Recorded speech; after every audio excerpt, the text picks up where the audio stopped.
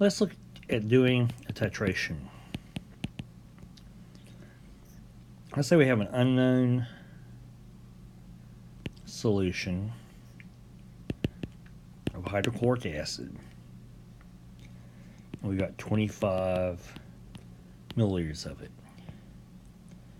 And let's titrate it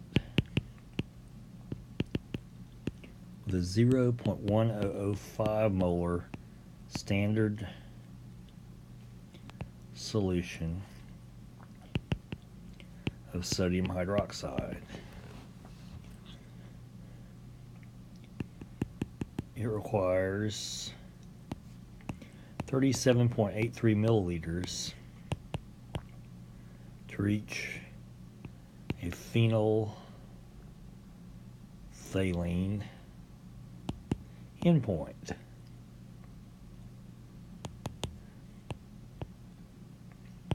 What's the molarity of the acid? So we're doing a titration. We've got a beaker that's got some hydrochloric acid in it, whose concentration that we don't know. So we're going to add, with the help of a burette. That's a device that has graduations along the side that allows us to monitor the amount of volume that's added.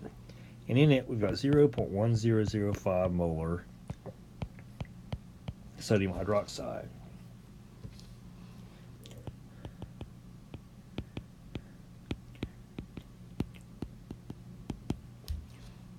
At the equivalence point, we've got stoichiometric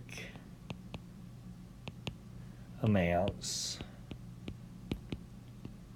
of acid and base. We can't, with our eyeball, determine what an equivalence point is. We can, however, determine an endpoint. That's when there's a physical change observed as stoichiometric amounts are added. There are different ways of doing this. We could do it with a pH meter, and if we did that, we can monitor the volume of base added,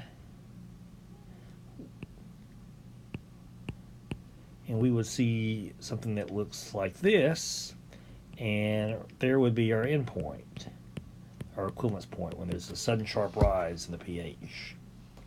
Or we could use an indicator, like phenolphthalein is said in this problem. An indicator is a substance that changes color with pH. It's an acid-base indicator. Changes color with pH. There are also some indicators for other types of titrations that aren't necessarily acid-base. And so we're going to start